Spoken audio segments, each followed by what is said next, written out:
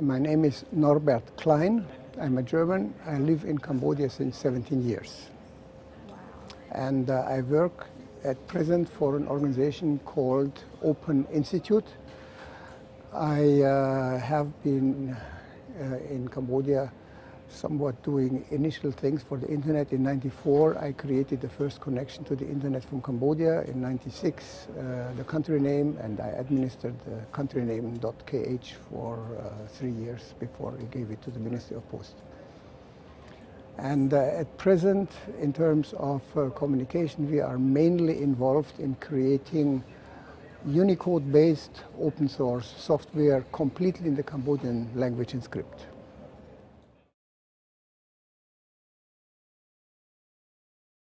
Well, it was not so much I had an intention to do it. I was a very early internet user in Germany before I went to Cambodia.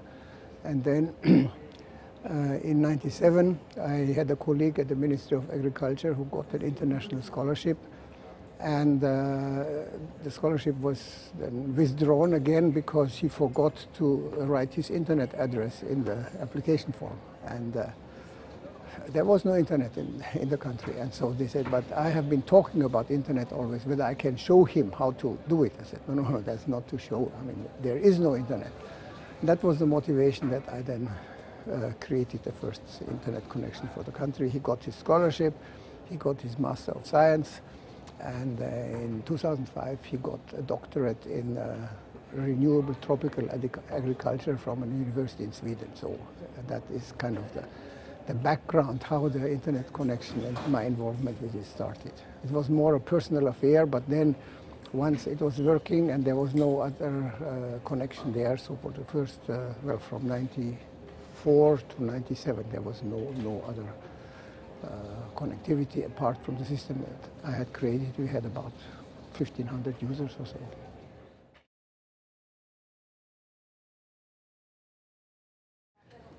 The Cambodian history is, of course, a very special one, even in the context of Southeast Asian countries. And we are next door, on the one side to Thailand, on the other side to Vietnam, and not so far away, Singapore, Taiwan, Malaysia, countries which have a very high internet development. And so from Cambodia, we always look there and say, what is it driving that the economic development in these countries is so different from our own. And therefore, of course, the question of the whole infrastructure in general, but also the infrastructure in communication always comes up. And so I think, in spite of the fact that having access creates also a lot of problems, still I think the advantages outweigh it on the long run.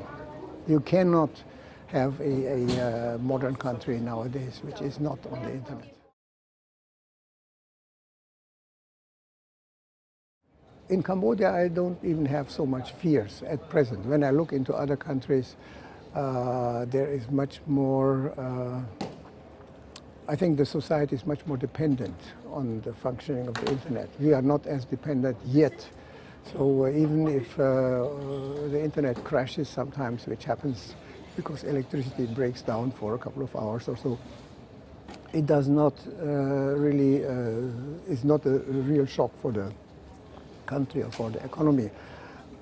But also in terms of the question of censorship and supervision, which is quite an issue in some countries in Asia, I think for Cambodia it is still not at that stage. Also the person who is at present Minister of Information, he said a couple of years ago in writing, as long as he is Minister of Information, there will be no censorship of the internet.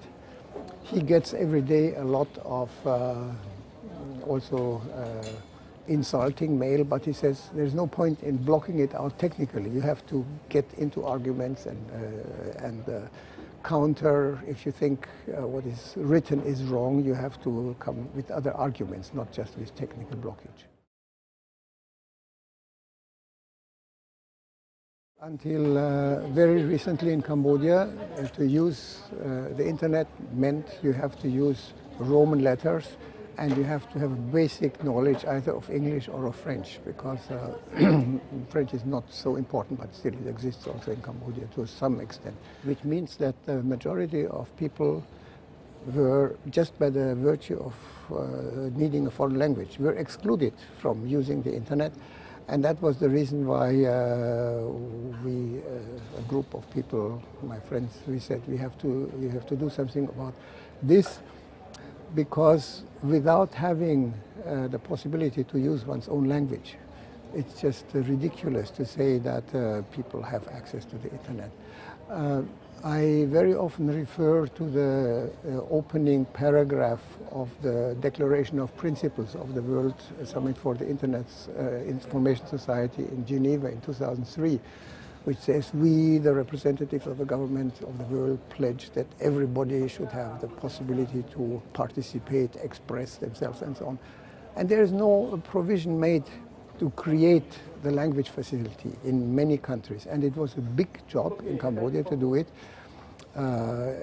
especially if you have a non-Roman letter script. It was a big job to get this done, to get it done according to the international Unicode standard also. And without quite some international assistance, it wouldn't have happened. But this declaration of the World Summit that everybody should have access, without the language, I think it's just hollow. It doesn't mean anything. That's why we put a lot of energy in, and we have now, we started with a browser, mailer, and we have the whole Open Office Suite 2.3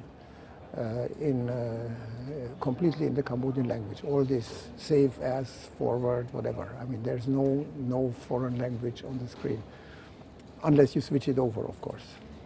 And we have done it first on the basis of the Microsoft XP platform, but at the same time we have worked to have it on the open source, on the Linux platform, and we have now the newest version of SUSE 10.3, which was just delivered a couple of weeks ago, has also the Cambodian language script, language system in it. So wherever in the world somebody is using this Linux system will have access.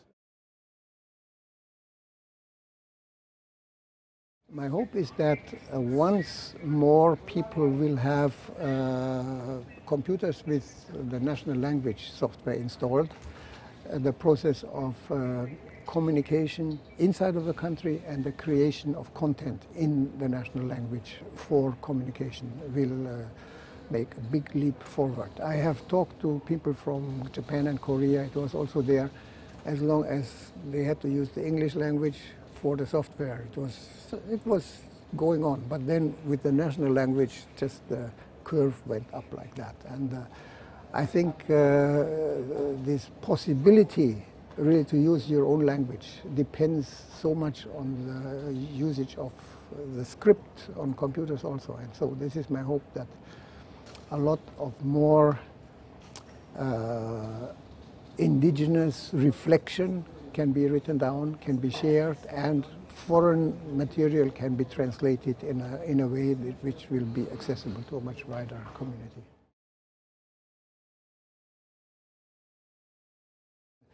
In Asia, this is really, in most countries, really a problem, because most countries in Asia have their own script. I mean, it's not Malaysia, not Indonesia, they use the Roman alphabet, but all other countries have their own scripts, from Korea, Japan, China, and then the Thai, Lao, Burma, and the many different Indian scripts. I mean, every language has a quite long history of the script, and so you cannot also say, okay, forget about it, why don't you use English? It's a stopgap, temporary solution, but it's nothing for the future.